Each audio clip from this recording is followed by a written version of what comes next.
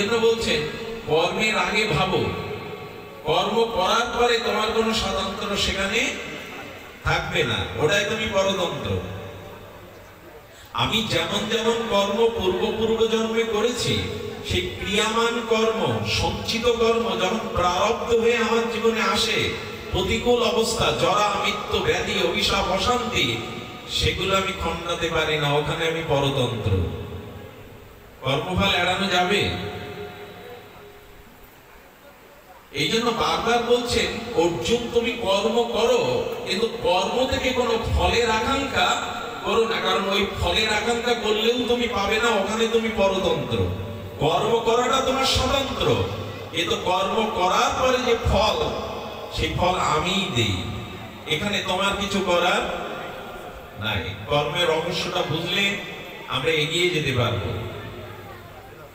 এই জন্য বারবার বলছেন স্ত্রী পুত্র বন্ধু সজ্জন কুটুম্ব পিতা মাতা যাদেরকে নিজের বলে সংসারে পেয়েছো, তাদের দায়বদ্ধতা বা কর্তব্যতা বা তাদের কাছে ঋণ গ্রহীতা হয়েছে, তুমি তাদের ঋণ পরিশোধ করে দাও।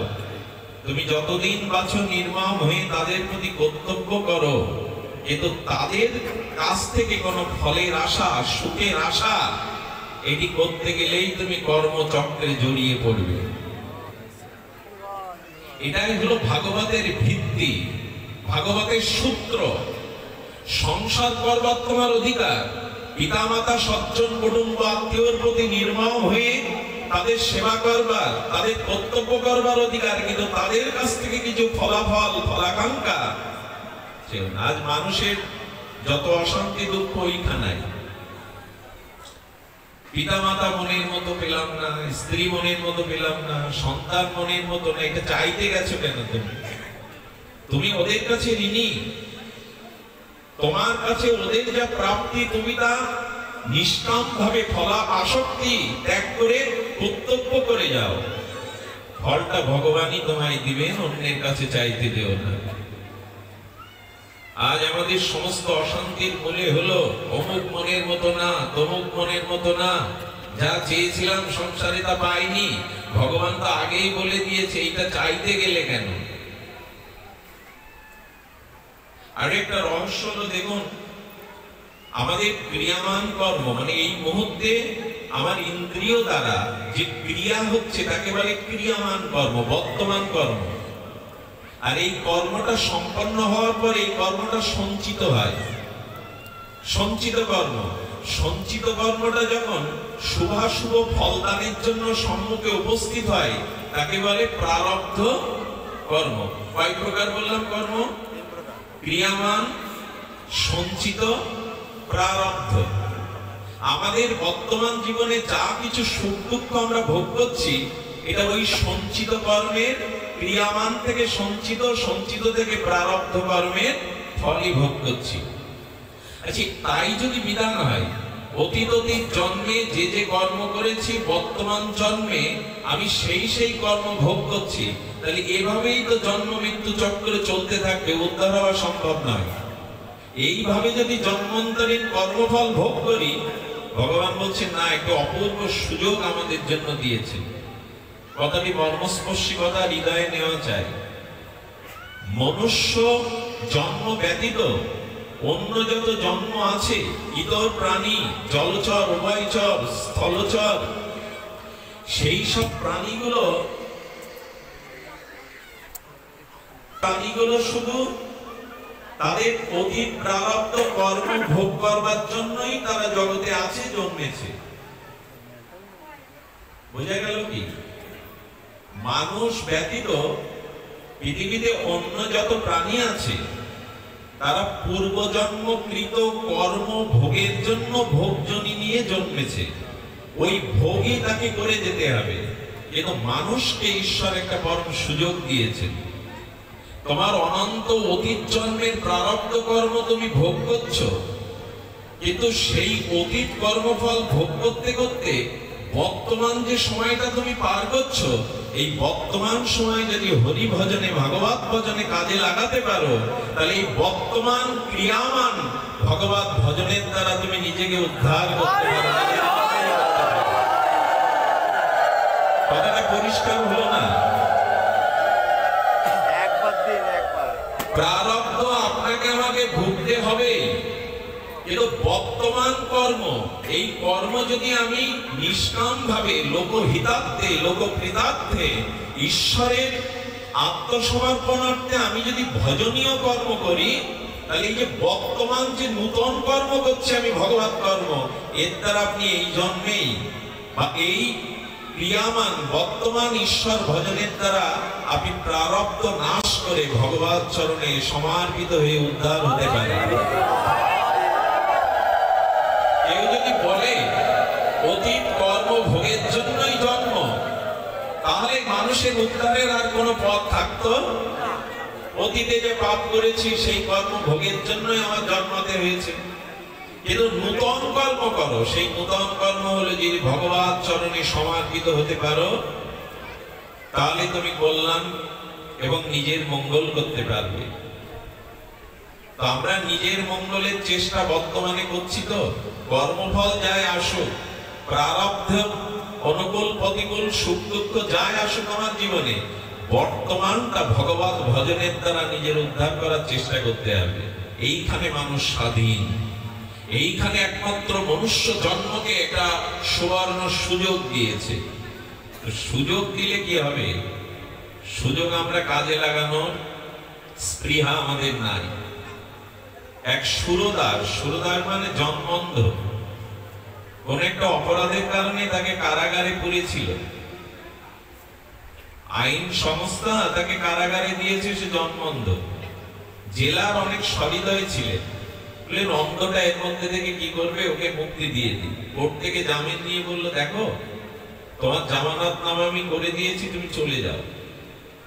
কারাগারের দুয়ারটা আমি খুলে রেখেছি, তুমি তো এর ভিতরেই চলাচল করো তোমার অনুভবে, তো তুমি কারাগারের দুয়ার খোলা আছে, বেরিয়ে যাও।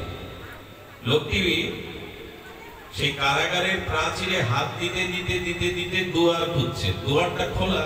জেলার বলেছে দুয়ার তোমার জন্য উন্মুক্ত, চলে যাও। তো যখনই ওই দুয়ারের কাছে হাতটা দেবে, অনুভব করতে পারবে এটাই দুয়ার, তখন ওর চুল কাচ্ছে, হয়তো মাথা বা গাত্রে কোথাও চুল কাচ্ছে। কারাগারে থাকলে আবার একটু চুলকানি বাজরা হয়। তো যখন চুলকাতে হাঁটছে, তখন আবার হাত দিয়ে গেটটা পেরে হয়ে যাচ্ছে। এভাবে পুরো 12 ঘন্টা ঘোরার পরে জেলারকে ডেকে বলছেন, আপনি কেন অন্ধের সাথে উপবাস করছেন? আমি তো কোনো দুয়ারই পেলাম না, উন্মুক্ত দুয়ার পেলাম না। বলে আবার যাও তো। যতবার ওই ঘুরে ঘুরে দুয়ারের কাছে হাত লাগবে, তখনই ওর চুলকানি আরম্ভ হয়। তো যখনই ওইভাবে হাতটা পেরিয়ে যায়, ওইভাবে ও পাচ্ছে না। বলবার তাৎপর্য হলো, আমাদেরও মনুষ্য নামক জন্ম দিয়ে ভগবান বলেছিল, ভগবত কর্ম দ্বারা সাধন ভজন দ্বারা তোমার দুয়ার খুলে দিয়েছি, মুক্ত হয়ে চলে যাও। না আমরা কি করলাম? খোঁজ পাশটা চুলকাতে প্রথমে খুব ভালো লাগে, পরে না ওখানে আঙুলটাও দেওয়া যায় না, খুব জড়ো জড়ো ব্যথা হয়। আমাদের এই কামনা বাসনার চুলকানি এখনো যায়নি। মুক্ত হওয়ার মতো মনুষ্য জন্ম দিলেন, কিন্তু এই সংসারের কামনা বাসনা এটা তো ভালো লাগে। প্রহ্লাদ মহারাজ বলছেন, জগতের কামনা বাসনার হলো খোসপাসনার মতো, যথা কুণ্ড রসবত। এটা চুলকালে প্রথম ভালো লাগে, কামনা বাসনা প্রথমে ভালো লাগে, পরে বলো যন্ত্রণাদায়ক হয়, তখন আর মেনে নেওয়া, ওতে আঙুলটাও ছোঁয়ানো যায় না। এই জন্য বলছে, তুমি মুক্তির একটা দুয়ার পেয়েছো, এবার বাহিরে যাও। সদ্গুরুর চরণাশ্রয় ভজন সাধন করে নিজেকে মুক্ত করো। উদ্ধারিত আত্মনা আত্মা অবসাদয়ে, নিজেকে নিজে উদ্ধার করো। কিন্তু ওই যে কামনা বাসনার চুলকানি, গেট খুঁজে পাচ্ছি না, দুয়ার খুঁজে পাচ্ছি না। মুক্তির সুবর্ণ সুযোগ কিন্তু ভগবান দিয়েছিলেন। কর্মফল ভোগ করতে করতে নূতন করে যদি জীবনে ভগবত কর্ম করো, তোমার জন্য মুক্তির দুয়ার খুলে দিলাম। মনুষ্য জন্মটাই হলো মুক্তির দুয়ার, কিন্তু সংসারের ভোগ বাসনা তোমার এখনো গেল না। আবার সেই দুয়ার পেয়েও, মুক্ত পেয়েও, অনেকটা এরকম দৃষ্টান্ত দিলে আমরা সহজতর বুঝতে পারি।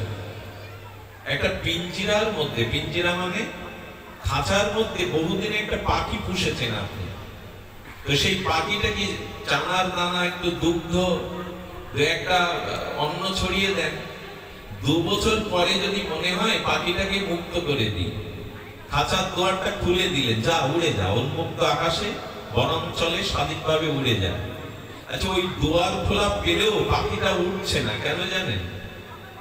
2-3 বছর পিঞ্জরার মধ্যে, খাঁচার মধ্যে আবদ্ধ দশায় থাকতে থাকতে নীল নীলিমায় বনাঞ্চলে উড়বার কথা ভুলেই গেছে।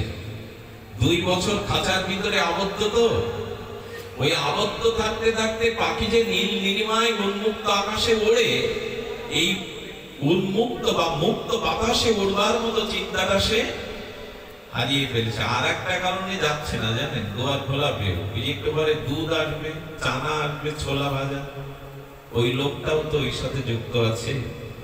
তেমন ভগবান মনুষ্য জন্মটা দিয়েছিলেন এই সংসার রূপ খাঁচার মুক্তির দুয়ার। মনুষ্য জন্মটা কিসের দুয়ার? মুক্তির দুয়ার। অন্য কোনো জন্মে ভজন হবে না, অন্য কোনো জন্মে আপনি নিজেকে উদ্ধার করতে পারবেন না, কারণ ওটা ভোগজনী, কর্মফল ভোগের জন্য। এই জন্য পশু পাখি জীব জন্তুর জন্য কখনো ভাগবত আসর হয় কি, হরিনাম হয় কি? ভজন সাধন কাদের জন্য? মানুষের জন্যই তো।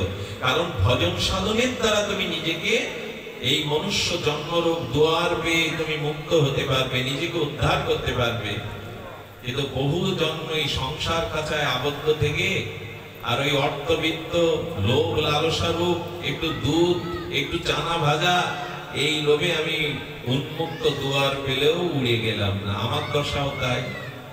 সংসার খাঁচায় বহু জন্ম থাকতে থাকতে আমি উড়ার কথা, আমি যে মুক্ত জীব, আমি যে ঈশ্বরের অংশ, আমার স্বরূপধাম যে গোলক বৃন্দাবন, আমি ওটা ভুলে সংসার পিঞ্জিরার মধ্যে একটু কামনা বাসনা ভোগের জন্য আটকে রয়েছি।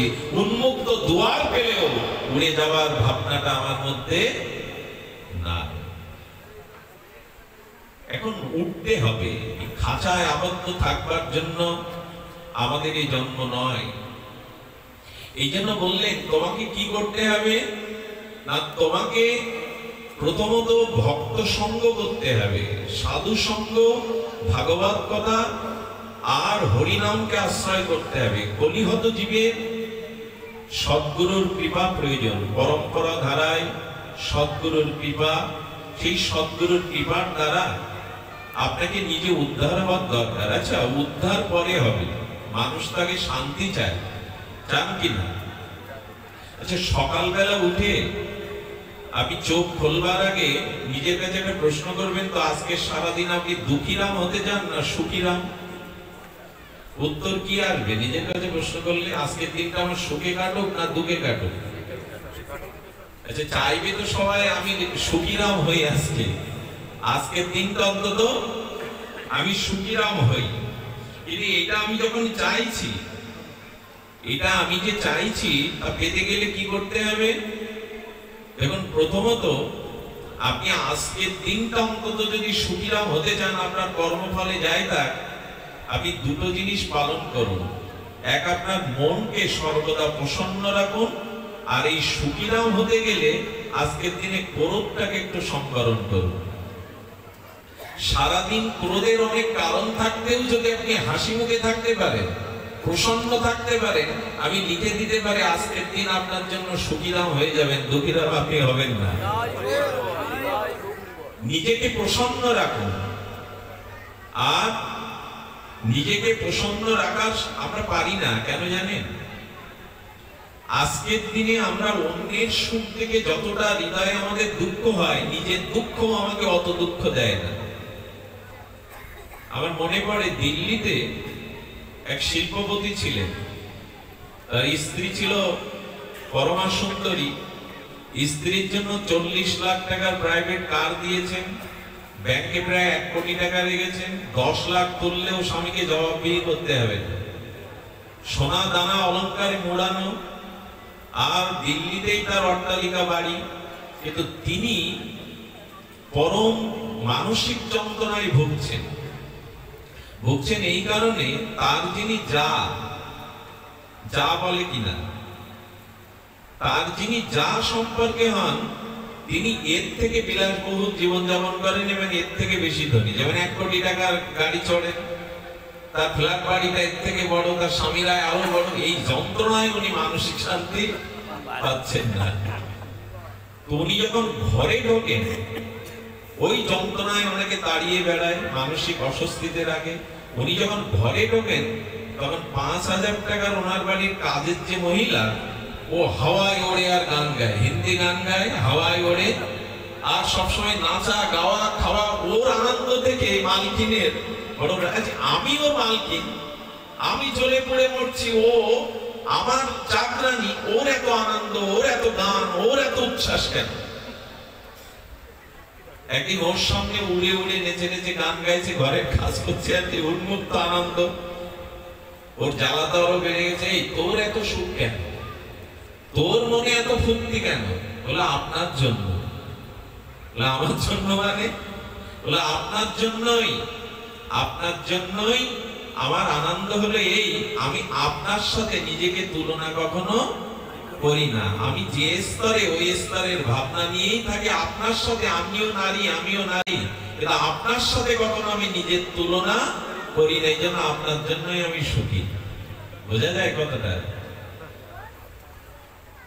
বলছেন আচ্ছা তুই আমার বাড়ির কাজের আর এই পরিচারিকা হয়ে তুই যে আনন্দ পাস, বলেন আপনাকেও আমি আমার আনন্দ ফিরিয়ে দিতে পারি। আমার মতো আপনিও উড়বেন, নাচবেন, গাইবেন। বলে কি করলে? বলে আপনি অন্যের সাথে কখনো নিজের তুলনা করতে যাবেন না। অন্যের সাথে আপনি নিজের তুলনা কখনো, ও রোগটা ধরতে পেরেছে। আমি যেমন আপনার সাথে আমার তুলনা না করে আমি আনন্দে আছি, তেমনি আপনিও অন্যের সাথে কখনো নিজেকে তুলনা। খুব অন্তর্ভেদী কথা হলো, বর্তমান মানুষ সব থেকে কষ্ট থাকে তার পারিপার্শ্বিক যদি তার থেকে কেউ সুখে থাকে, ওই দেখেই তার দুঃখটা জীবনে বেশি আনেছে। এই জন্য শাস্ত্রে বলছে কারোর সাথে নিজেকে মিলাতে, তুমি যে অবস্থানে আছো, যে অবস্থায় আছো তাতেই সন্তুষ্ট থাকো। অন্যের সাথে নিজেকে মিলাতে গেলেই আর তুমি তোমার সুখটাকেই হারিয়ে ফেলবে, মানসিক শান্তিটাকেই হারিয়ে ফেলবে। সেই দিন থেকে উনি নূতন মন্ত্র পেলেন। ওনার চেতনা ফিরল যেটা কারোর সাথে তুলনা করেই তো আমার এই অশান্তি, যা আছে তাতেই তো আমি পরম শান্তিতে থাকতে পারি। তা আমাদের বর্তমান অবস্থাটা হলো অন্যের সুখ, অন্যের সমৃদ্ধি, অন্যের সুনাম, এইটা আমাদের হৃদয়ে জ্বালিয়ে পুড়িয়ে খার করে দেয়।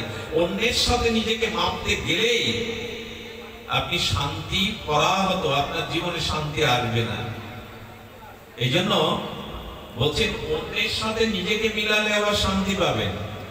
নিষ্কিঞ্চন কোন ভক্ত সাধুকে যদি দেখে মনে করেন আমার কেন এমন হয় না, ওর মতো ত্যাগ বৈরাগ্য ভজন কেন, এই বেলায় যদি আপনি ওকে দেখে হিংসা করেন আপনার কল্যাণ হবে। বলে হিংসা আবার কল্যাণ হয় নাকি?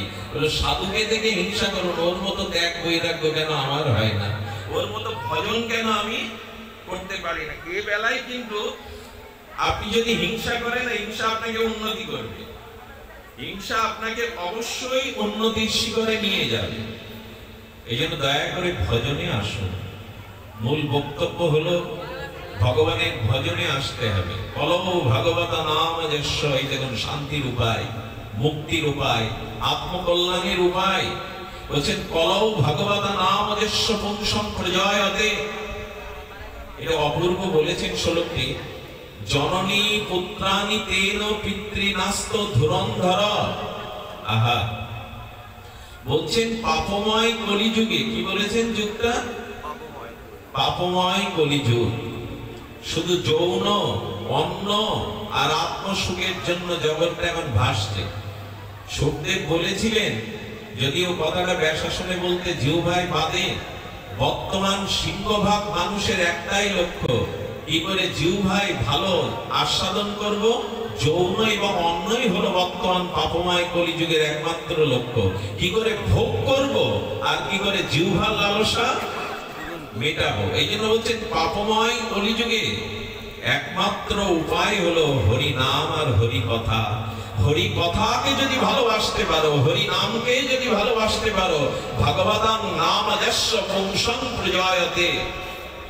জীবনে যদি হরি কথাকে আশ্রয় করতে পারো, হরি নামকে আশ্রয় করতে পারো, জননী পুত্রানি তেন পিতৃনাস্ত ধুরন্ধর। দেখুন বলা হয়েছে যে কেউ যদি তার পুত্রের নাম ও ঈশ্বরের নামের সাথে সাদৃশ্য রাখে, হরি, গোবিন্দ, নারায়ণ, পুণ্ডরীক, বলিতে কি জাতীয় ভাগ্য দেখুন ভগবানের নাম নিলে। বলে নিজের সন্তানদের নামও যদি কেউ পুণ্ডরীক, নারায়ণ, গোবিন্দ এগুলি রাখে, তাহলে ওই পুত্রকে ডাকতে ডাকতেই নাম আভাসেই সে মুক্ত হতে পারে। এতটা নামের মহিমা।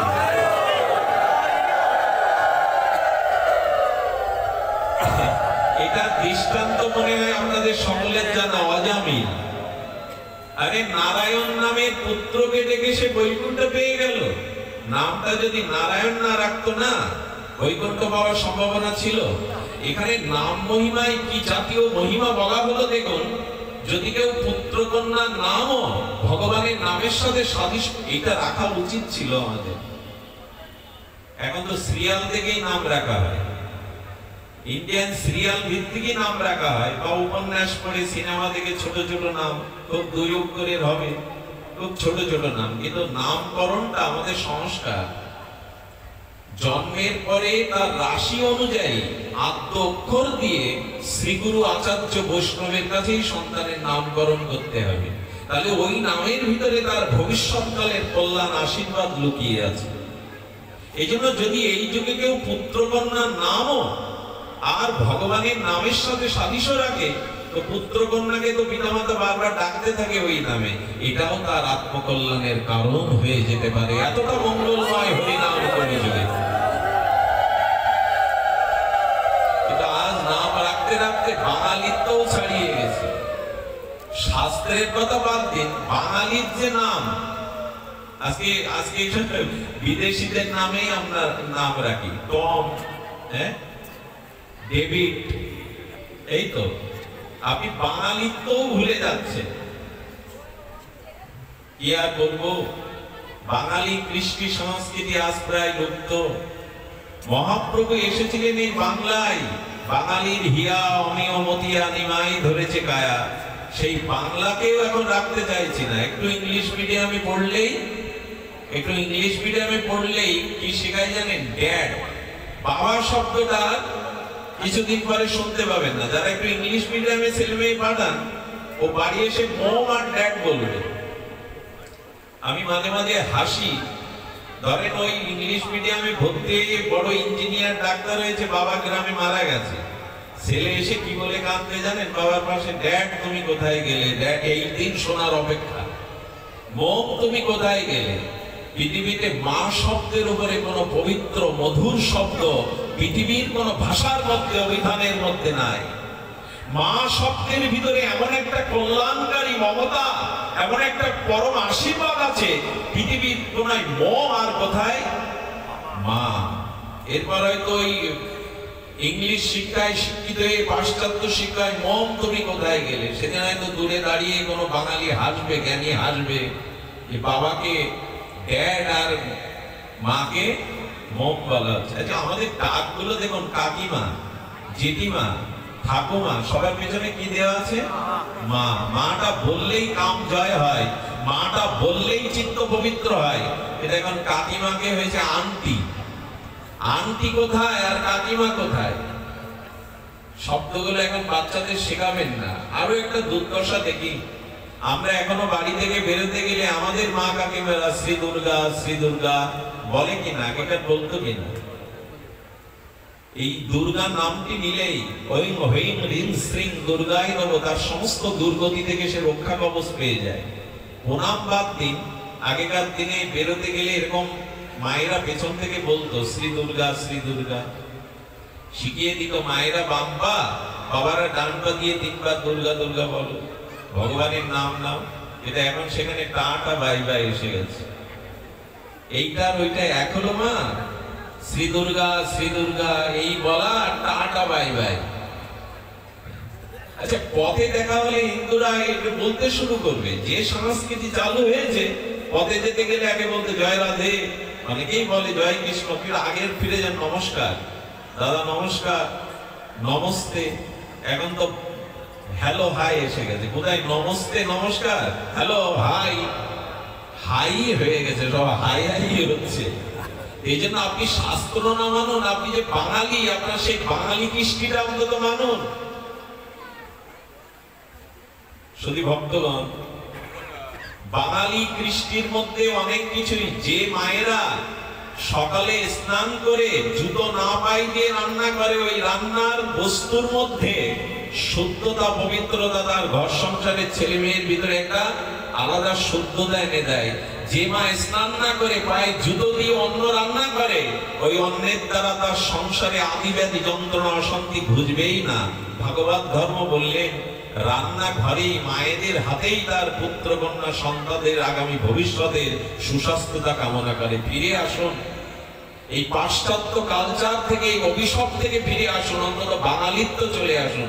তাই নামকরণ গুলোও শাস্ত্রীয় ভাবে রাখুন, আচার ব্যবহার যেটুকু শাস্ত্রীয় ভাবে রাখুন। আর এটা বারবার বলা হচ্ছে, দেখুন পুত্রের কন্যার নাম রাখলেও এই নামে মঙ্গল। আমি ঠাকুর হরিদাসের জীবন চরিত্রে দেখলাম, এক মুসলিম শিকারী জঙ্গলে গেছে শিকার করতে। তো শিকার করতে গিয়ে তিনি বন শুকরের আক্রমণে পড়েছেন। কিসের আক্রমণে? বনে না, জঙ্গলে না, বাঘের থেকে শুকরগুলো আরো ভয়ঙ্কর হয়ে ওঠে। ওকে যখন আক্রমণ করছে, সেই মুসলিম শিকারী ওকে বারবার পদাঘাত করছে আর বলছে হারাম ছাড়, হারাম ছাড়।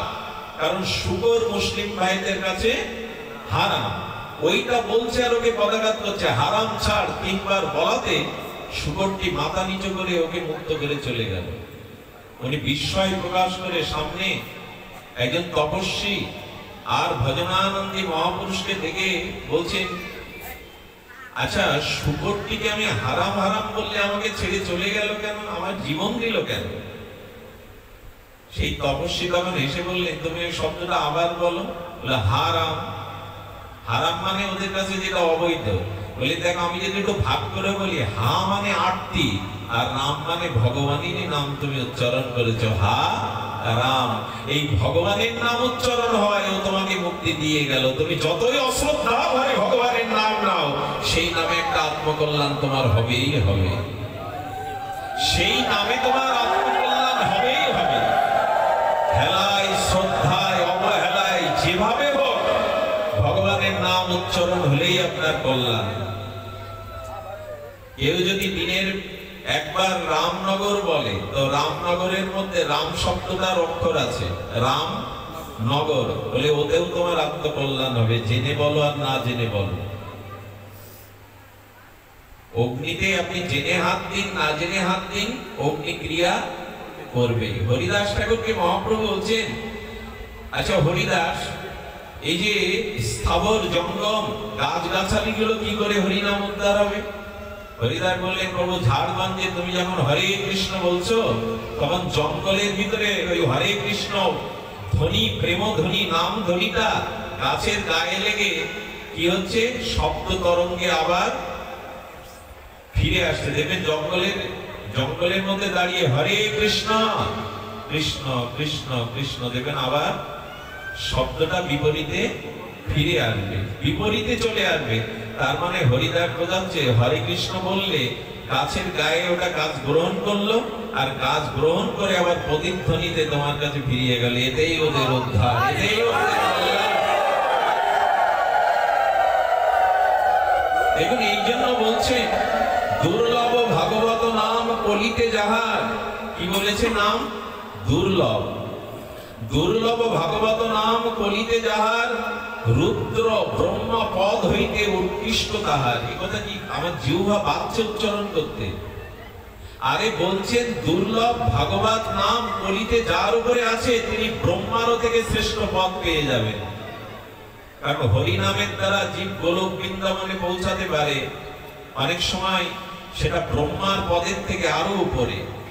ব্রহ্মা লোক যেটা, তার থেকে ভগবান লোক আরো উপরে। হরিনাম নিলে তুমি ভগবান লোকে যেতে, অর্থাৎ ব্রহ্মা পদের থেকে তোমার উচ্চ পদের সম্ভাবনা আছে ভগবান ধামে ফিরে যাওয়ার, শুধু ভগবানের নামে।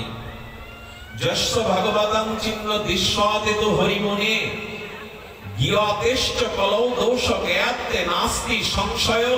আরে বাবা, কি দৃঢ়তাপূর্ণ এখানে প্রয়োগ করেছেন। কলিযুগে সকলেই পাপাসক্ত, এবং অন্তে নরকগামী হবেই। এরকম জোর দিয়ে বলেছেন। আমাদের কর্ম তো ঠিক নাই, আমাদের স্থিত্ব, আমাদের ব্যবহার, আমরা যা কিছু করি তা অনেকটা কপট ভাবে। আর এই কপটতার কারণ মেকির দ্বারা, রং লাগানোর দ্বারা করতে গিয়ে বলছেন কলিযুগে যাগযজ্ঞ অনুষ্ঠান হবে, এটা আচরণ অনুভূতি সবার মধ্যে। আচ্ছা, পৃথিবীতে এখন লোক সংখ্যা কত? প্রায় 850 কোটি, 800 কোটি ধরি। 800 কোটি লোকের মধ্যে হিন্দুর সংখ্যা কত? যদি 100 কোটি আনুমানিক ধরি, 100 কোটি সনাতন হিন্দুর মধ্যে ধর্মীয় অনুভূতিতে, দীক্ষা শিক্ষায় সব হিন্দু আসে কি? অর্ধেক। 100 কোটি হিন্দু হলে তার অর্ধেক অংশ যথাযথ সদাচারে ভগবত ভজনে আসে না। আচ্ছা, তার অর্ধেক যারা ভগবত ভজনে এসেছে তারা আবার বিশুদ্ধভাবে অনুভূতির দ্বারা ভজন সারাৎসারটা এখনো গ্রহণ করতে পারেনি। কেউ মন্দির করে নাম প্রচারের জন্য, কেউ ভগবত ভজন করে রোগ সারার জন্য, কেউ কামনা বাসনা পূরণের জন্য যাগযজ্ঞ করে। অর্থাৎ সার নিষ্কাম বিশুদ্ধ ভজনের সংখ্যা অতি। হিসাব করে দেখবেন কোটিতে 2-1 জন হয়তো শুদ্ধ ভজনের পথে আসতে পারে। এই কলিতে একটা পরম সুযোগ দেওয়া হয়েছিল যে একমাত্র যার শরীরে ভগবত চিহ্ন দেখা যাবে। প্রায়শ কলির জীব ভোগাক্রান্ত, রোগাক্রান্ত, অল্পায়ু, মূঢ় মস্তিষ্ক, কামনা বাসনার দ্বারা প্রায় অধোগামী জীব। কিন্তু এই ধ্বংসের মধ্যেই যদি কারো দেহে ভগবত চিহ্ন থাকে, অর্থাৎ ভগবানের যিনি ভক্তিমান এবং যিনি হরি গুণাগুণে মর্ত সংসারের মধ্যে থেকেও তিনি নিঃসংশয়ে পুণ্যবান দেবতা রূপে পরিগণিত হবে, নিহাতে কোনো সংশয় নাই। অর্থাৎ এই কোলাহলের মধ্যে, এই সর্বজীবের মধ্যে কেউ যদি বিশুদ্ধ হরিনাম ভক্তি আর ভগবানের চিহ্ন অঙ্গে ধারণ করতে পারে। ভগবানের চিহ্ন কি অঙ্গে? ঊর্ধ্বপুণ্ড তিলক। আমি আপনাদের একটা কথা বলি, এই যে বৈষ্ণবরা শিকার আগে এদের অন্য ধর্মের মানুষ যতটা শ্রদ্ধা করে, সনাতন হিন্দু ধর্মের মানুষ কারো শিকা দেখলে ততটা শ্রদ্ধা করে না। আমি নিশ্চিত বলতে পারি এই শিকাটা পেছনে দুটো চুল রাখা নয়। আমাদের শরীরের কটা দাগ? 9টা দাগ শ্রীকৃষ্ণ বলেছেন নবদ্বারে পুরে দেহি। কিন্তু আমাদের ভাগবত বলছেন দাঁত 10টা। 9টা মিলিয়ে নিন, 2টো চক্ষু, 2টো কর্ণ, 2টো নাসিকা ছিদ্র, মুখ গহ্বর, 7টা। আর শরীরের নির্মাঙ্গে গুহ্যদ্বার আর লিঙ্গদ্বার, এই দুটি 9টা। কিন্তু আর একটা দ্বার আছে এই ব্রহ্মতালুতে। খুব শিশুকালে যখন শিশুদের ঘুমিয়ে রাখবেন দেখবেন ওদের এই মধ্য মস্তিষ্কে একটা পর্দা এইভাবে ওঠানামা করে। এটা হলো 10ম দ্বার। এটা কি দ্বার? এইখান থেকে যদি কারো আত্মা বহির্গমন হয় তাহলে তিনি পরম পদ প্রাপ্ত হন, ভগবত ধাম প্রাপ্ত হন। শরীরের নিম্নাঙ্গ দিয়ে যাদের জীবাত্মা বহির্গমন হয় তাদের অধোগতি হয়। যেন যারা আত্মহত্যা করে, যারা অতি পাপ নিয়ে মরে, তাদের আত্মা ঊর্ধ্বগতি প্রাপ্ত হয় না, কারণ নিম্ন গতি দিয়ে তাদের জীবাত্মা বহির্গমন হয়। এই জন্য সাধন ভজনের দ্বারা নিজের আত্মকল্যাণ করে এই ব্রহ্ম দ্বার দিয়ে যদি মুক্ত করা যায়, এই জন্য এই মাথার মাঝখানে এই জায়গাটা শিখা রাখতে হয়। জানেন, শিখা শুধু বৈষ্ণবদের না, সনাতন ধর্মে যে 10টা সংস্কার আছে, নামকরণ, অন্নপ্রাশন, তার মধ্যে শিখা একটা সংস্কার। তাই প্রতিটি হিন্দুরই, সনাতন হিন্দুর এই শিখা রাখাটা একমাত্র কর্তব্য। শুনলে অবাক হবেন, কোন বৈদিক কর্মকাণ্ড যদি কারো মতো শিখা না থাকে, সেটা শ্রাদ্ধ হোক, কোন কর্মকাণ্ড হোক, শিখাবিহীন কোন বৈদিক কর্ম পূর্ণতা পাবে না। এই জন্য কারো মাথায় শিখা না থাকলে উপযুক্ত পুরোহিত যদি থাকেন শাস্ত্রজ্ঞ, এখানে কটা দুর্বা ঘাস এটে দিয়ে শিখা তৈরি করে তবে তাকে কর্ম করতে হয়। এসব কথাগুলো নিয়ে সমালোচনা হয়। শিখাটা মানে কি? চৈতন্য। চৈতন্য মানে চেতনা। আচ্ছা, এইখানে কোন ছবি দেখতে পাচ্ছেন? এখানে ছবি নেই, কিন্তু একটা টিভি ফিট করেন, ডিশ লাইট লাগিয়ে দেন, এর মধ্যে হাজার হাজার ছবি। তার মানে ইতাপ তরঙ্গে বায়ুতে ছবিগুলো ছিল, অ্যান্টেনাটা লাগানোর সাথে সাথে টিভিতে ছবিগুলো ধরা পড়লো। ব্রহ্মতালুতে যে শিখা রাখা, এই শিখা মানে দুটো চুল রাখা না, এর নাম হলো চেতন। তোমার ভিতরে যদি শুদ্ধ চৈতন্য চেতন থাকে তবে এটা রাখার সার্থকতা। এটার সাথে ওটার সাদৃশ্য হলো তোমার ব্রহ্ম চিন্তা থাকতে হবে, তোমার চিন্তাটা ঊর্ধ্ব চিন্তা থাকতে হবে, এই চেতনটা দরকার। যেমন উপবিদ ছাড়া ব্রাহ্মণের ব্রহ্মণত্ব থাকে না, তেমন সনাতন হিন্দু হতে গেলে লজ্জার ঘাটে মুখ দিয়ে লাভ নেই। কে কি বললো তাতে লাভ নেই, আপনার উদ্ধার হওয়াটাই আপনার কাছে কল্যাণ। যার তিলক আছে, যার শিখা আছে, কণ্ঠিতে মালা আছে, এগুলো হলো ভগবান চিহ্ন। আমি পক্ষপাতিত্ব করে কথা বলছি না, যারা নেন না আমি তাদেরকে কখনোই বলবো না। কিন্তু ভেবে দেখুন, নিজের বিচার দ্বারা, বিবেকের দ্বারা চিন্তা করুন, এগুলো আপনার হিন্দুত্বের চিহ্ন। আপনি যে সনাতন, এগুলো আপনার হিন্দুত্বের চিহ্ন। এই জন্য তিলক, একটু কণ্ঠিতে মালা। আমাদের তপচৈতন্য প্রভু বলছিলেন, বর্তমান হিন্দুদের ধর্ম মরার পরে, বাবা মার মৃত্যুবার্ষিকীতে ভাগবত কবে দেবে? মরে গেলে। মৃত্যু ব্যক্তির উদ্দেশ্যে ভাগবত, বেঁচে থাকতে তাকে ভাগবত শোনাবেন। যদি বলা হয় তুলসীর মালা নিতে, না, মরে গেলে তখন দুটো চোখে, বুকে, নাকে সব জায়গায় তুলসী দেয়। একটা তুলসী আস্ত গাছ তুলে এনে মার কাছে দেয়, তখন তুলসীর প্রয়োজন হয়। বেঁচে থাকতে তুলসীর মালাটা নিল না। আচ্ছা, হরি বল সেদিনই বললো, বলো হরি, যেদিন ওরা বলা হবে না। একটু আগে থেকে বল বাবা, যাওয়ার আগে। ওকে চারজন কাঁধে করবে আর পেছনে বলবে বলো হরি, কিন্তু ওই দিন আর ওর বলা। এই জন্য তপচৈতন্য প্রভু বলছেন, হিন্দুদের এখন সব মরার পরে ধর্ম করার বিধি ব্যবস্থা, মরার পরে অনুষ্ঠান, মরার পরে রামায়ণ, মরার পরে বুকে মুখে তুলসী, মরার পরে তিলক দিয়ে হরে কৃষ্ণ লিখে দেবে কপালে। কি হবে সেদিন? মরার পরে তিলক দিয়ে দিলেন, আর জীবনে তিলক নেওয়ার আপনার সৌভাগ্য হলো না। মরার পরে তিলক আর হরি না। রাস্তায় রাস্তায় পতাকায় হরি নাম লিখে বাচ্চারা পতাকা পুঁততে পুঁততে যায় কিনা? আরে বাবা, আজকে যাওয়ার পথে হরি নাম দুই ধারে কেন? জীবনে চলার পথে হরি নামকে রাখো, কাছাকাছি রাখো। এই জন্য মরার পরেই আমাদের আচার অনুষ্ঠান গুলো আসে। উচিত হলো নিজের এই যদি ঊর্ধ্বপুণ্ড থাকে, ভাগবত চিহ্ন থাকে, তবে যোগ বলে দিয়েছেন যোগদূতদের, যাদের তিলকের সম্মান আছে, যাদের মাথায় ভাগবত চিহ্ন শিখা চৈতন্য আছে, যাদের কণ্ঠিতে মালা আছে, দাদার সঙ্গে তিলক আছে, সেখানে তোমার যাওয়ার কোনো অধিকারই নেই। আর কবে আমরা এই আচরণগুলো যথাযথভাবে মানব? যস্য ভাগবতাৎ চিহ্ন দৃশ্যতেত হরিমুনে, বললেন জ্ঞাতেষ্টে কলদেয়া ধ্যান্তে নাস্তি সংশয়। বললেন সংশয় করবে না, তিলক মালা চিহ্ন চৈতন্য যার আছে, সে দেবতার রূপে নিজেকে উদ্ধার করে ভগবত ধামে যেতে পারবে। এতে কোনো সংশয় তোমরা করো না, কোনো সংশয় যেন এতে না আসে। চণ্ডাল সে যদি আর হরিভক্ত পরায়ণ হয়, সেও দেবতার উদ্দে আসন পেতে পারে। বারবার বারবার বলা হচ্ছে, সকত্তা সর্বধর্মনাং ভক্তা যস্তব কেশব, সকত্তা সর্বপাবনাং যো ভক্তা স্তব অচ্যুত। যিনি ভগবানের স্তব করেন, আর কি বলছেন, যিনি কেশব পরমাত্মা ভগবানের স্তব করেন, ভগবানকে প্রণাম করেন, হৃদয়ে ভগবানের লীলা স্মরণ করেন, তার অধোগতি হবে না, এটা নিশ্চয় টিকা করেছেন ভাগবত। এখন আমরা এগুলি শুধু শ্রবণে না, আসুন অনুষ্ঠানের সাথে সাথে আমরা আচরণে ফিরে আসি। আর আচরণের সাথে সাথে আমরা একটু ভক্তি ভাব, ভক্ত ভাবকে অবলম্বন করি। শুধু ভক্তবৃন্দ দেখুন, ভক্ত বৎসল বলা হয়েছে। ভগবানকে কি বলা হয়েছে? ভক্ত বৎসল। বৎসল শব্দের অর্থ কি? বাছুর, গায়ের বাছুর। কথাটি খুব মন দিয়ে শোনার জন্য অনুরোধ করছি, যদিও রাত্র অধিক হয়েছে, অনেকে ক্লান্তি নেমে আসছে। ভগবান কি বললেন? ভক্ত বৎসল। বৎসল মানে গাভীর বৎস। গাভীর বৎস কেন জানেন?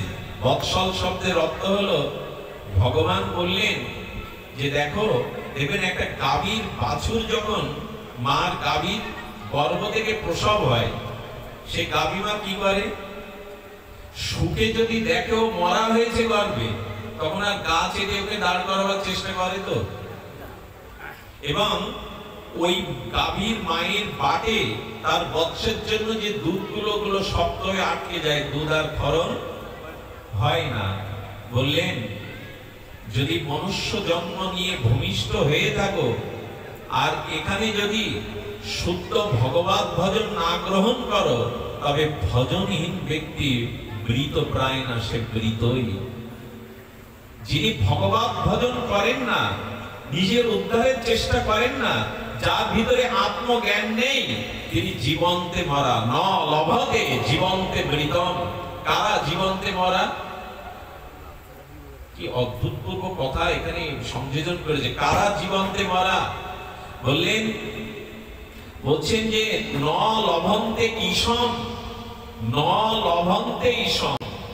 আর বলছেন যারা ফলাকাঙ্ক্ষায় শুধু জগতে কামনা বাসনায় কাটিয়ে ঈশ্বর লাভের জন্য ভজন সাধন করলো না, তাদের বললেন তারা জীবন্তে মরা। বলে নিঃশ্বাস নিয়ে জীবন্ত নয় সে, হলো কর্মকাণ্ডের হাপরত নিঃশ্বাস প্রশ্বাস ছাড়ে যায় না, ওই বিশেষ যন্ত্রটা কয়লা জ্বালাবার জন্য জোরে জোরে নিঃশ্বাস নেয়। বলে নিঃশ্বাস নিলেও কি হবে, তুমি হাপরের যন্ত্রের মতো। এই জন্য ভগবত ভজনহীন ব্যক্তি, আত্মজ্ঞান শূন্য ব্যক্তি, তাকে মৃত ব্যক্তির সাথে তুলনা করা হয়েছে। তো যিনি ভক্তির আশ্রয় নেননি, ভজনের আশ্রয় নেননি, তিনি জীবদ্দশাতে মৃত। তো মৃত বৎস প্রসব করলে যেমন গাভীমা আর তাকে চেটে চেটে দাঁড় করায় না, তেমন ভক্তি দেবী বললেন যারা ভক্তির আশ্রয় নেয় না, তাদেরও জীবন ভক্তি শূন্য হওয়ায় তাদের দিকেও ভক্তি দেবীর দৃষ্টি যথাযথভাবে যায় না। কারণ মৃত বাসুরকে যেমন মা চাটে না আর দাঁড় করাবার চেষ্টা করে না, যার ভজন নেই ভক্তি দেবী তার দিকেও প্রসারিত দৃষ্টি, করুণা দৃষ্টি দেন না। আচ্ছা, বাছুরটা যদি জীবন্ত থাকে, মা কি করে জানেন? জিহ্বা দিয়ে চেটে চেটে চেটে চেটে, আপনি আমি লাইফ বয় সাবান দিয়ে ও গাভীর গাটা অত পরিষ্কার করতে, আচ্ছা লালাগুলো ধুলোবালিগুলো চেটে খাই কেন গাভী মা? একবারও দেখেছেন? ছোট্ট বৎসটা হলে না, ওর গায়ে যে লালা লেগে থাকে এবং ওর গায়ে যে ধুলাবালি লেগে থাকে, মা চেটে চেটে সব গলৎকরণ করে। যদি জিজ্ঞাসা করা হয় ময়লা খাচ্ছ কেন, বলেন আমার গর্বেই তো ছিল, আমারই তো আশ্রিত, আমার উপরেই তোর বেঁচে থাকার দায়িত্ব, তাই আমি ওর ময়লা আবর্জনা লালা যা যা আছে অমেধ্য সবগুলো আমি ওকে আর ভক্ষণ করে পরিচ্ছন্ন করে যতক্ষণ ওকে উঠে দাঁড় না করাবো, যতক্ষণ আমার অমৃত দুগ্ধ স্তনপান করে ওদের ক্ষুধা নিবৃত্তি না করাবো, ততক্ষণ আমার শান্তি নেই। ভক্তি দেবীও যেন ও কথাই বললেন, যারা আমার গর্ভে বাস করে, অর্থাৎ যারা ভজনের মধ্যেই থাকে, আমি তাদের অনন্ত জন্মের পাপ তাপ ময়লাগুলো ভক্তি দেবী বললেন চেটে চেটে মায়ের মতো গ্রহণ করে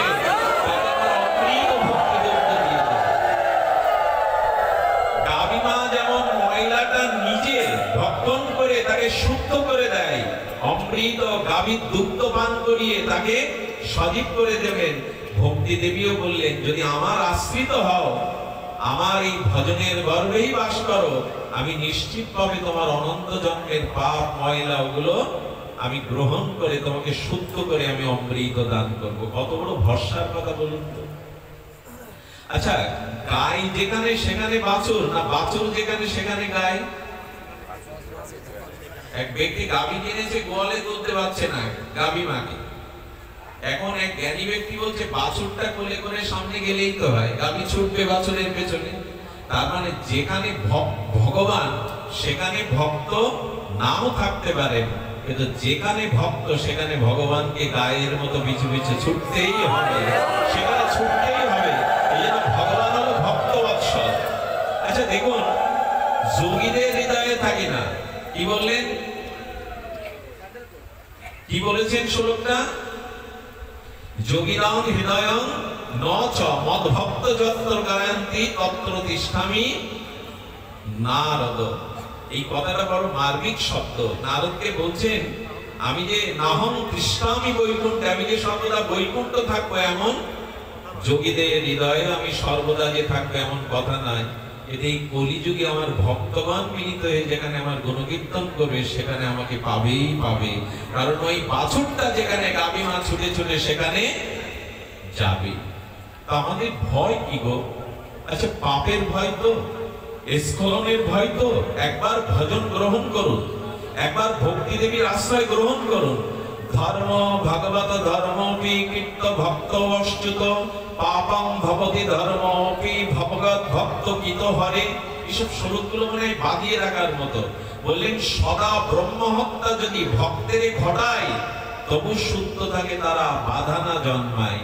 আমার আশ্রিত ভক্ত যদি ব্রহ্মহত্যা পাপ তাকে লিপ্ত হতে হয় না, আমি তাকে সর্বদা সুরক্ষা দিয়ে জন্মাতে দেই না। দেখুন, ভক্ত হলে, ভগবানের ভজন করলে আপনার দ্বারা পাপ হবে না, শুধু তাই নয়, পাপের কোনো বাসনাও আপনার হৃদয়ে ভগবান জাগতে দেবেন না।